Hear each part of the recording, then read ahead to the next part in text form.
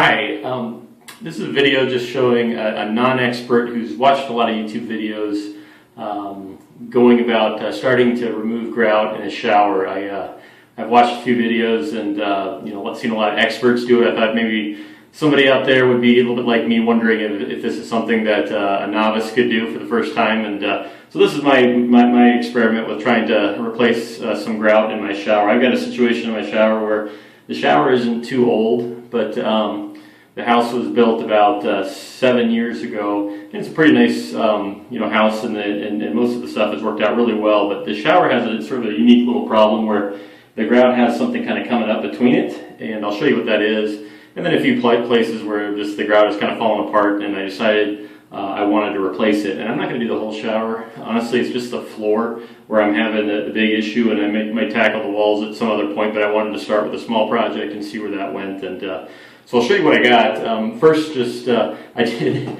probably the world's first YouTube unboxing video of an oscillating tool. A lot of people do unboxing videos of their electronics, their cameras, and their iPhones and stuff. I did it for a new oscillating tool. I saw some people on some of the videos using a tool like this one or something like it, using an oscillating tool to remove their grout. And so this looked like by far the easiest way to do it. There's a lot of hand ways to do it. It looks like it takes a lot of elbow grease to achieve what you need to do. But this greatly speeds up the process. Basically, it's a tool that's a lot like a hair clipper. But it's sort of industrial strength, and you can put saw blades on it, you can put sander tips on it, or you can do what I'm going to do, which is to put one of these on it. It's a Dremel Multi-Max 1/8 inch grout removal blade, and they have two different sizes of these. This is the bigger one for a wider grout line, and they have a smaller one for a smaller grout line. Basically, it's a carbide blade. It shakes, it vibrates, it oscillates really fast, and breaks apart the grout. And they say it's like a hot knife through butter. And I'm gonna test that out. So I got ready. I got my oscillating tool. I've got my blade. I've got my safety equipment. Very stylish, including earplugs. Put those in, and then I'll also wear a mask, because I do understand that it gets pretty dusty, and sometimes grout, if you read some of the bags, what they contain, I guess it's not super nice stuff. It has silicone and stuff like that, and so I'll wear this. And fortunately, I'm doing this project while my wife and family are out of town, so if this all goes awry, hopefully there'll be enough time for me to call a professional in to fix my mess before they get home. So wish me luck. So this is my oscillating tool. I have a grout removal blade on it. This is a Dremel Multi-Max MM45 tool. I bought this specialty blade to add to it, and it's a carbide blade that is designed specifically for removing grout. They have it in this configuration like this. It doesn't have a circle all the way around it, because what you do is you put the segmented part facing out or toward the wall, so that you can go up a grout line, basically right up to the wall, to remove the grout, pretty easily.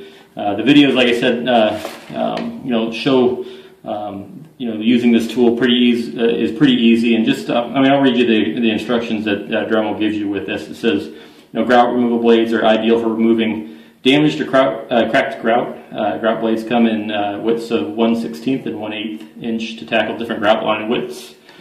Measure the grout line and then pick your blade. You're going to select a medium to high speed. To remove the grout, use a back and forth motion like this, making several passes along the grout line. The hardness of the grout will dictate how many passes are needed. Try and keep the grout blade aligned with the grout line, and be careful not to apply too much side pressure on the grout blade during the process, so don't push down too hard. To control plunge depth, use the carbide grit line in the blade as an indicator, so don't go further than this. Be careful not to plunge beyond the carbide grit line to avoid damage to the backer board material. The grout blades can handle both sanded and unsanded grout. If you notice that the blade is clogging during the grout removal process, you can use a brush to clean the grit, thus exposing the grit again. The grout blade geometry is designed so that the blade can remove all grout up to the surface of a wall or a corner, like we're showing here. So that's pretty tight.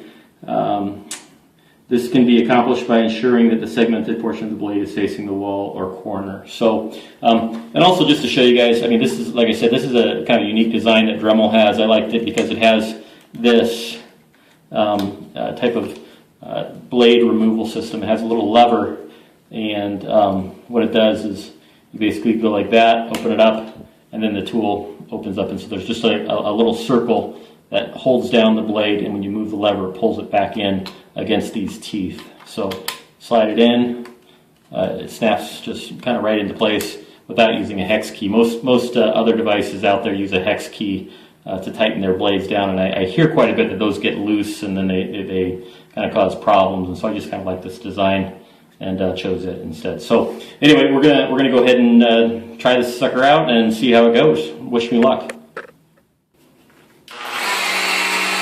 Choose a medium to high speed. I'll put it on 7 out of 10, so let's see.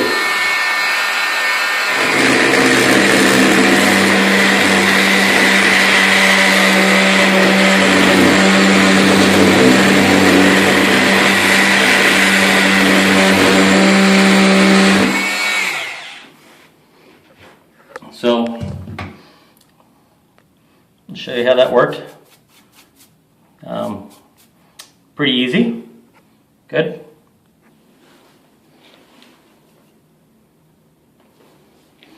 I'm going to turn it up a little this time. I'm going to go to 9 or 10.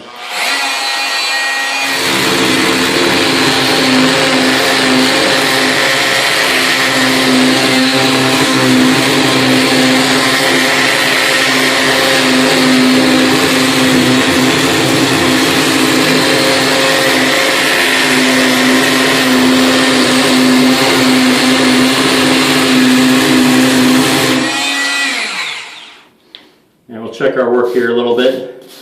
Just getting the hang of this. Yeah, that took out a pretty good chunk of it.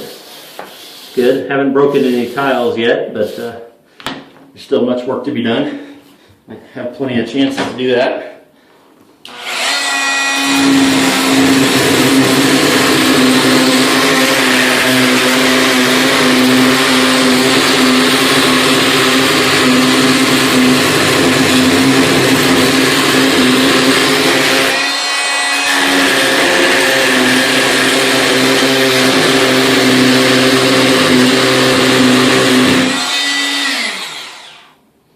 Say, as you can see real quick, it gets pretty dusty doing this. Good idea to be wearing a mask if you have one. So not sure if I'm going deep enough yet. I'll just look at this. It said to go down to kind of that carbide blade depth, and looks like I'm not quite there yet. I got to get a little more confident at doing it.